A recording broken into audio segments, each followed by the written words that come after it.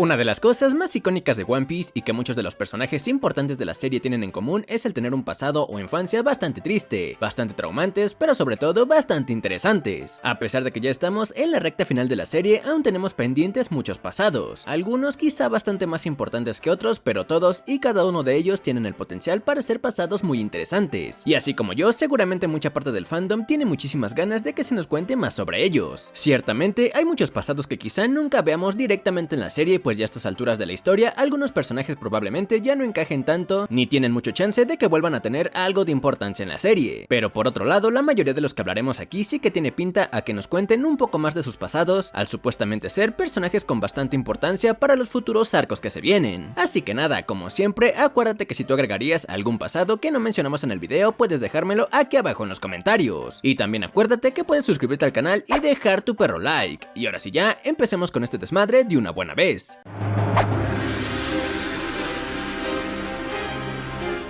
Comenzamos el video con uno de los pasados más hablados y más teorizados de toda la serie. Es curioso cómo un personaje que no ha tenido protagonismo en la historia desde hace 500 capítulos sigue causando tanta intriga y tanto misterio por saber un poco más sobre el pasado de este sujeto. El boom por saber más de Crocodile no se daría durante Arabasta, que se supone sería el arco donde este debería brillar más, al ser el villano principal del arco. En Arabasta sí que fue interesante y generó interés en el fandom, pero cuando regresó en el arco de Impel Down e Ivankov nos habla un poco sobre su pasado, la comunidad explotó en teorías de todo tipo. Estoy seguro que la mayoría de los que miran este video ya habrán escuchado más de una teoría con respecto al pasado de Crocodile, siendo la más famosa de todas estas teorías en la que se dice que el sujeto lagarto era una mujer en el pasado, pero por alguna razón Ivankov, usando su Akuma no Mi, lo volvió el hombre fachero que conocemos hoy en día. No puede ser tan fachero, no puede. Me parece complicado el intentar adivinar el pasado de Crocodile y su relación con Ivankov únicamente basándonos en unos cuantos diálogos, y así como puede ser verdad esto de que Crocodile era mujer, también está la posibilidad, y de hecho lo que casi siempre pasa es que Oda le da la vuelta por completo y ninguna teoría famosa se acerca ni un poco al verdadero pasado del personaje. Sea como sea, este pasado parece que seguirá causando mucho ruido y seguirá generando cientos de teorías durante bastante tiempo, pues no tiene pinta a que Crocodile vaya a tener algo de importancia en la serie en un futuro cercano, y por lo mismo no nos enteraríamos de nada relacionado a su pasado tan misterioso, a menos que Oda decida contarnos un poco más en algún SBS o cualquier otro formato externo al manga directamente. Pero bueno, hasta que esto pase no nos queda de otra más que esperar y seguir creando teorías e ideas súper rebuscadas sobre todo lo relacionado a Crocoboy, su relación con Ivankov y todo su pasado en general.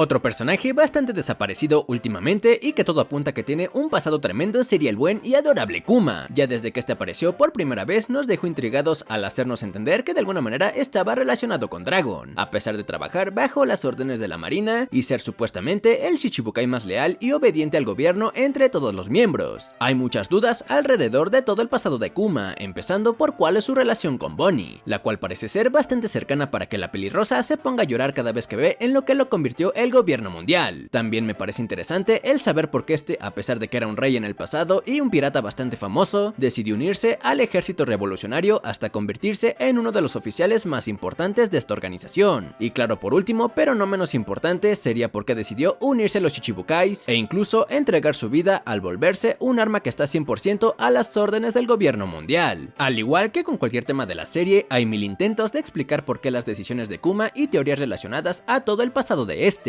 Teorías que por muy bien hechas que estén siguen sin confirmar ni revelarnos nada a ciencia cierta, y más que nada solo causan muchísimo más hype por querer saber las motivaciones que tenía el hombre oso para hacer todo lo que hizo dentro de la serie. Por suerte y de verdad espero que pronto se nos cuente más sobre esto, cuando los revolucionarios tengan más relevancia en los arcos que se vienen, que quiero pensar que no falta mucho tiempo para que esto pase.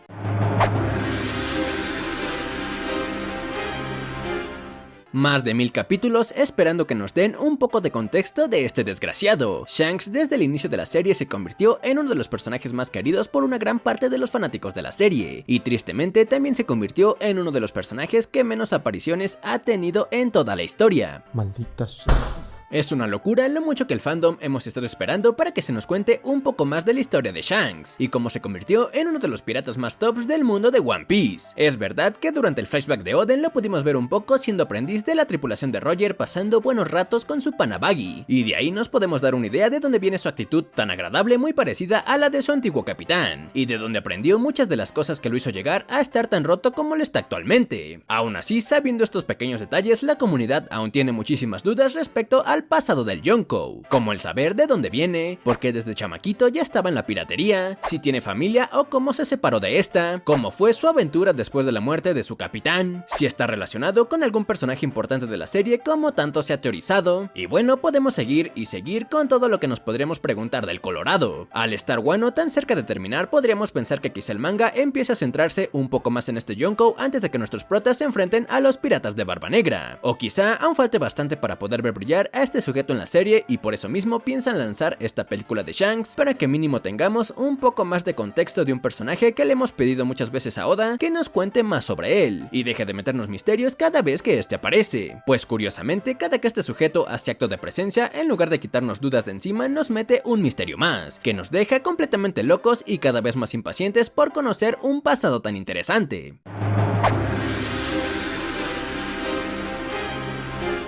Este punto quizá no le interese a muchas personas por ser un personaje no tan querido por una gran parte de los espectadores de la serie. Estoy consciente que el enfermito de Akainu es un personaje creado para ser odiado, y que te caiga mal cada vez que aparece o tiene algún tipo de diálogo, cosa que la verdad lo logra bastante bien, porque es imposible negar que Akainu es insoportable en casi todas sus apariciones y tiene una actitud que hace que muy pocas personas empaticen con el loquito de Magma. Me das asco, eres un animal. Aún así, a mí sí que me causa bastante curiosidad el saber un poco del pasado de este sujeto, y porque tiene esa personalidad y ese sentido de justicia tan extremista y tan obsesionado con cumplir con lo que él considera justicia, sin importarle nada más o a quien tenga que asesinar para lograr su objetivo. Ya solo con ver la apariencia que Oda le dio al Akainu chiquito nos da a entender que este tuvo una infancia terrible y bastante difícil, cosa que le generó un posible rencor y odio hacia los piratas o hacia cualquier criminal en general, lo que lo impulsaría a convertirse en un marín y llegar a lo más alto de la organización a como de lugar, volviéndose actualmente uno de los marines más rotos que hayan existido en toda la historia, y con una de las frutas más peligrosas conocidas de momento. Claramente no es el personaje más misterioso de la serie, ni mucho menos, pero bueno, sí pienso que el actual almirante de flota es un sujeto del que se habla bastante poco, y que no se le pone la atención que debería, viéndose muchas veces opacado por los Yonkous, o incluso por otros almirantes que llaman mucho más la atención del fandom que el propio Akainu. Hay muy pocas teorías relacionadas con él o con su pasado, y creo que cuando llegue el momento en que este gane un poco de protagonismo en la serie, puede que nos sorprenda bastante con una gran historia como ya nos tiene acostumbrados Oda con casi cualquier personaje importante de la historia.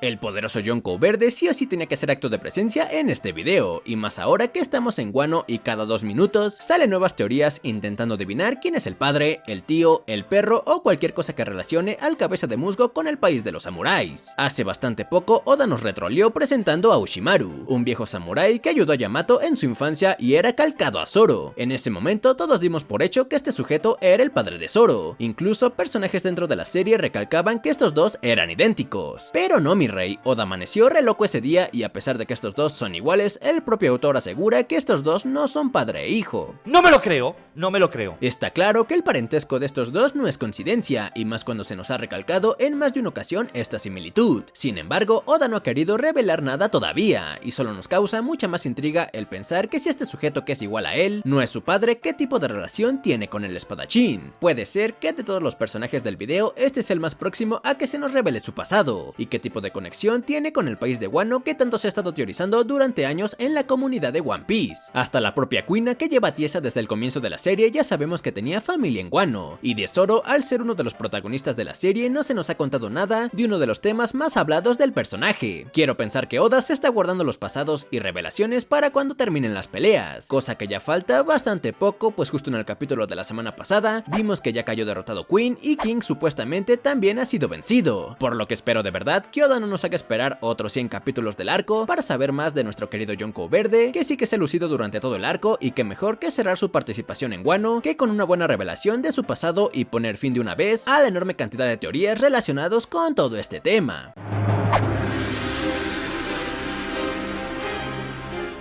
Y bueno, si ya hablamos de un revolucionario importante como lo era Kuma, no podíamos dejar de lado al revolucionario principal y líder de toda la organización. Dragon, al igual que muchos de los personajes del video, ha tenido contadas apariciones en la serie, y cada que aparece es para seguir torturándonos con dudas y más dudas relacionadas al personaje. Este sujeto, ya desde el segundo 1 que apareció en la historia, nos dejó completamente locos e intrigados de quién podría ser y por qué de repente decidió salvar a Luffy de manos de Smoker. Tiempo después nos enteraríamos que este era padre de nuestro prota. Sorpresivamente se nos reveló un misterio sin tener que esperar 1000 capítulos. Pero lógicamente esto no fue suficiente para contestar todas las dudas que surgieron con esta revelación. Después de saber que este sujeto era hijo de Garp, surgieron miles de dudas nuevas, como por qué si Garp es tan obsesionado con que su familia se una a la marina, Dragon se volvió el enemigo principal de esta. ¿Cuáles son sus motivaciones para crear el ejército revolucionario? ¿Estuvo en algún momento de su vida trabajando para la marina? ¿Es consciente de la existencia de IM y toda la mierda que esconde el gobierno? Son muchas, pero de verdad muchas, las dudas que rodean a Dragon y todo su misterioso pasado que tiene pinta a ser uno de los más interesantes. Obviamente no necesitamos razones para odiar al gobierno mundial, cualquier persona con 3 neuronas se puede dar cuenta que el gobierno es asqueroso y porque muchas personas están en su contra. Pero para que este sujeto, aún teniendo una gran influencia para unirse a la marina como lo es Garp, decidiera dejarlo todo, y cuando decimos todo es de verdad todo, incluido a su propio hijo, para irse a pasear por el mar causando alborotos y haciendo que más gente se una a su causa de derrocar al gobierno mundial, me parece que tiene mucho potencial para ser uno de los flashbacks más importantes y mejor hechos de todo One Piece.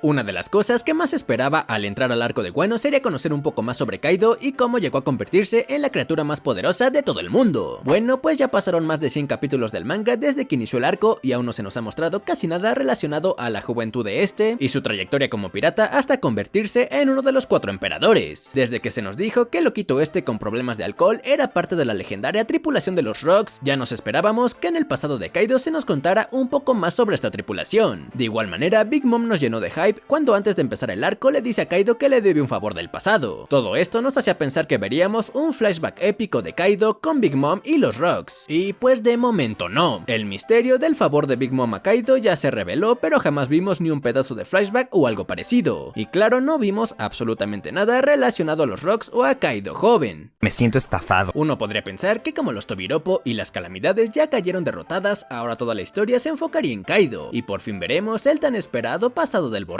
Pero bueno, tengamos en cuenta que aún está activa Big Mom, aún está el CP0 y Lucci y los refuerzos están llegando, por lo que no sé qué tanto falte o qué tan pronto Oda quiera mostrarnos algo relacionado a Kaido, que la verdad es que sí que me llama la atención, pues como ya vimos, al parecer este conoce quién es Joy Boy y quizás sepa mucha más información relacionada al siglo vacío, cosa que creo pocas personas nos esperábamos y que vuelve mucho más interesante a Kaido, que de momento sí estará muy roto y todo lo que quieras, pero aún no ha mostrado tener unas motivaciones o un pasado impresionante, que lo coloque a la par de otros villanos icónicos de la serie. Por lo que nada, esperemos que no quede mucho para que Wano llegue a su fin y nos cuenten un poco más sobre el villano principal del arco, que aún no ha terminado de ser el villano icónico y con un gran trasfondo que muchos pudieron llegar a esperar al comienzo del arco.